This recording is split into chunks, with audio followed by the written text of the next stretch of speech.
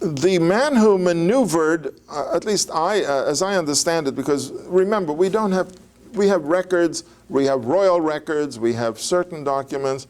We can't have the whole picture because a lot is missing. We don't know what everyone is saying. We don't know who the real leaders of the revolution might have been, if my theory is correct. But we do know the man who I believe was the one who maneuvered the reaction and finally got Egypt back on the old track. Not quite, but nevertheless succeeded in abolishing the radicalism of the Akhenaten revolution. And that was a man by the name of Haremhab. Haremhab, and I believe his time is 1353 to 1320. Who is Haremhab? Again, if you go to the museum, you'll see something interesting.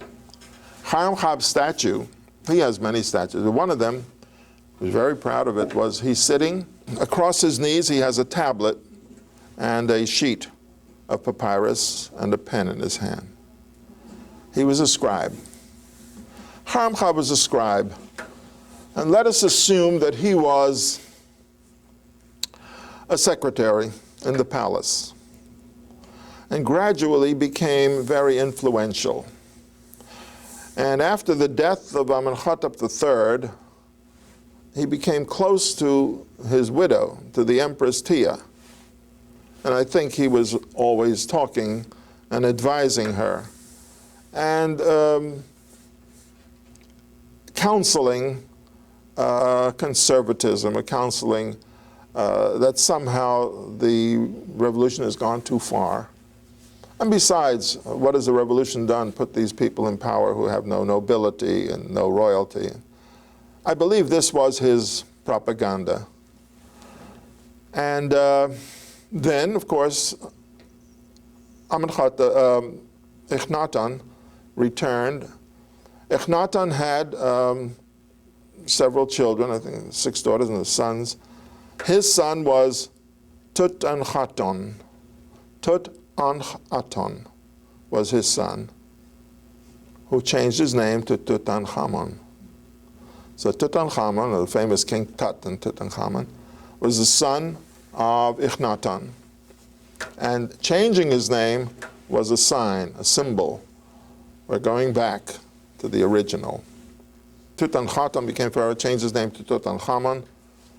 He was about 9 years old, probably had a regency of his grandmother and her advisor. And at the age of 18, he died. When he died, he was buried in a carved-out section of the mountain in a rather modest tomb compared to the other tombs that we've seen. A modest tomb which had 4 rooms. I mean, when I was there, you could still go in there, and you could see paintings on the walls. Of course, when they buried him with everything. His golden throne, his golden coffin, everything that you can imagine. He was pharaoh, after all. Stuck it all in there, and they sealed the tomb. Every pharaoh was buried with tons of gold and jewels and everything else. Most of the tombs of the pharaohs were rifled. They were opened and everything was stolen. Who stole them? Usually the people who buried them over the course of the centuries. His tomb was not opened until it was discovered by Carter in 1922. Why was it not discovered? I think when we see the sequence of events, we can figure out what happened. He died at the age of 18, and then he was succeeded by Aya and Smerkele. Aya becomes pharaoh and dies 2 years later. Smerkele becomes pharaoh. Are they brothers? They were successors, brothers or close relatives. I don't know if they were all sons of Akhenaten. They may have been cousins, but nevertheless in the line of succession. So look, Tutankhamun dies at the age of 18. Aya dies 2 years later. Smerkere becomes pharaoh. He dies 2 years later. 1, 2, 3. And Haremhab becomes pharaoh. Now, I believe that after Tutankhamun was buried and his tomb was sealed, they cut out a tomb for Aya above him, and as they cut out the tomb, they threw the rubble down, and it covered the entrance to Tutankhamun's tomb. And then Smerkere died, and they cut his tomb, and more rubble fell down. And even the grave robbers said to each other, well, where's Tutankhamun's tomb? Well, no. In the meantime, they lost sight of it. And this was the only tomb that was untouched. And therefore, when it was opened, Lord Carnarvon asked Carty, what do you see? He said, I see wonderful things. Of course, they opened it and they saw what pharaohs were buried with.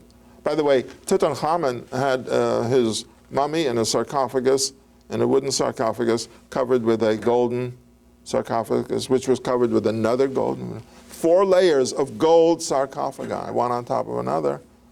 Each one gold, I ain't kidding you, in the Cairo Museum. It's just unbelievable, the kind of wealth that was poured into that. But it's interesting that Haremhab, a secretary, a scribe, arises and all of a sudden he's pharaoh. And when Haremhab becomes pharaoh, that's the end of the 18th dynasty.